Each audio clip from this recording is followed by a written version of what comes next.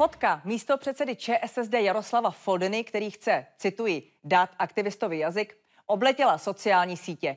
Sdílel ji i twitterový účet Filozofické fakulty Univerzity Karlovy. Fakulta má účet teprve od května a spravuje ho Petr Kukal, básník a populární tweetař z Ministerstva kultury. Odešel z něj po výměně ministrů. Mínus pro ministerstvo, plus pro fakultu. Natáčela Kateřina Stibalová. Zajímají vás jazyky? Studujte je na Filozofické fakultě Univerzity Karlovy a buďte vícekrát člověkem. Osobitým stylem píše o aktuálním dění na Twitteru Filozofické fakulty Univerzity Karlovy pedagog a básník Petr Kukal. K vyjádření myšlenky mu musí stačit pár řádků. Já píšu prostě krátké, malé formáty a to se velmi podobá tweetování, protože je to stejný princip. Prostě to, co chcete říct, na to máte 4 krátké řádky a všechno ostatní, co se do nich nevejde, se musí vejít mezi ně. Takzvaně tweetovat začal Petr Kukal v roce 2015. Tehdy spravoval twitterový účet Ministerstva kultury. Jeho tweety začalo sledovat více než 26 000 uživatelů Twitteru. Stále více se u nás etabluje tradice, že konec října je spojen s přehlídkou vydlabaných tykví. Užijte si původně anglosaský svátek Halloween. Petrovi Kukalovi se asi povedlo něco úžasného, že popřel úředníka nejen sám v sobě, ale i v tom informačním kanálu. A vlastně tím, že našel cestu, jak se vyjadřovat naprosto nečekaným způsobem, tak to vzbudilo ten prvotní šok až a pozitivní překvapení a ten pozitivní ohlas. Nejnavštěvovanějším místem Prahy je Hrad, druhá zoo. Snažil jsem se, aby všechny ty tweety byly, aby měly nějaký přesah, aby obsahovaly třeba nějakou metaforu, kterou si ten čtenář musí domyslet. Tam je právě prostor pro nechání části úlohy na čtenáři, který si vysuzuje to, co asi autor chtěl říct, v čem právě spočívá ta hravost. 3. listopadu 1910 se narodil Karel Zeman, filmový režisér a animátor. Zeman je mimo jiné tím, kdo nás tvůrčím způsobem zavedl hluboko do pravěku. Že se objevovaly někdy i kritické postřehy, jsem spíš chápal jako obohacení. Nikdy podle mého názoru nepřesáhl určitou hranici a to myslím, že je naprosto v pořádku, protože pokud je to takovéto sterilní nějaké ptydepe, no tak koho to zajímá. Twitterový účet Ministerstva kultury se stal nejsledovanějším mezi tuzemskými ministerstvy. V roce 2016 získal ocenění Křišťálová lupa v kategorii obsahová inspirace. Úspěch, proti kterému se zakročilo.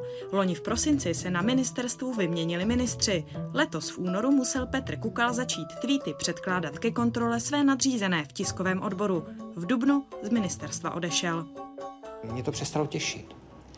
Je to jako s vtipem, když se děje nějaká situace, která vám jako nabídne prostě smeč, můžete nám udělat nějaký okamžitý situační for, tak si představte, že v tu chvíli jdete a někoho se zeptáte, jestli tehle for je dobrý. No, v tu chvíli nemáte už vůbec chuť k čemukoliv. A tuhle chuť jsem ztratil i já. Já si myslím, že ten odchod byl logický ve chvíli, kdy vlastně ztratil svobodu nad tím hraním si a nad tím, co může psát. Před 122 lety se narodil jeden z nejvýznamnějších představitelů české žurnalistiky, Ferdinand Peroutka, nepohodlný několika totalitám. Určité paralely se situací před rokem 89 a s tím, že jsem byl náhle zbaven té finální odpovědnosti za náš Twitter, mě samozřejmě napadaly a měl jsem tendence je verbalizovat v podobě tweetů. Udělal jsem to asi v jednom nebo ve 2 tweetech na svém soukromém účtu, ale bylo to prostě náležitě hysterické a odpovídalo to té ublížené, ukřivděné situaci malého děcka, kterému seberou hračku. Proč tweety Petra Kukala začaly najednou podléhat kontrole? Odpověď se nedozvíme. Žádost o rozhovor současný ministr kultury v demisi Ilja Šmíd odmítl. Pan ministr děkuje za nabídku rozhovoru pro váš pořad. Nemá ale potřebu se vyjadřovat k žádnému z bývalých zaměstnanců rezortu. Podle mého názoru je škoda pro Ministerstvo kultury, že pan Kukal už jako literát právě na tomto ministerstvu neobohacuje jeho sociální sítě. Stovky lajků z ministerského Twitteru zmizely. Komentáře se objevují už jen výjimečně. Nuda! Vraťte nám Kukala! počet těch followerů, kteří to sledovali právě kvůli té osobité komunikaci, začal klesat. Petr Kukal ale tweetovat nepřestal. Stárnoucí básník s nadváhou, co rozumí anglicky jako 12leté dítě, denně bere 5 prášků a nejradši pracuje sám. Hledá práci, kde si bude moci domluvit o šetření u doktora bez předchozího povolení šéfa a kde mu ráno odpoví na pozdrav. Věděl jsem, že když tomu tweetu dám trochu dramatickou formu, včetně té obrazové přílohy se skleničkou bílého vína, že se prostě někdo ozve a že nějaké nabídky patrně přijdou. A přišly? Přišly v množství, které mě naprosto šokovalo.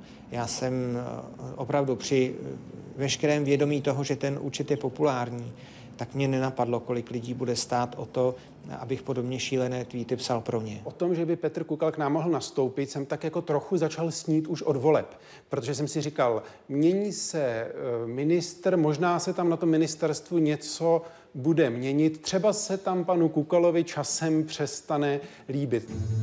Na tiskové oddělení Filozofické fakulty Univerzity Karlovy nastoupil Petr Kukal na začátku května. Fakultě založil twitterový účet, který během prvních 24 hodin získal více než 4 000 followerů. Když si přečtete Petrovy tweety, tak vlastně zjistíte, že se v nich úžasně projevuje to, co třeba my na naší fakultě se snažíme předávat studentům. Humanitní vzdělání, úžasné slovní vyjadřování, vtip nebo spíš nějaká duchaplnost. Takže máme obrovskou radost, že si naši fakultu vybral mezi spoustou jiných dalších nabídek. Já prostě tweetuju tak, jak chci, tak, jak mě to těší, a pokud to prochází a doposud to prochází, no tak sláva.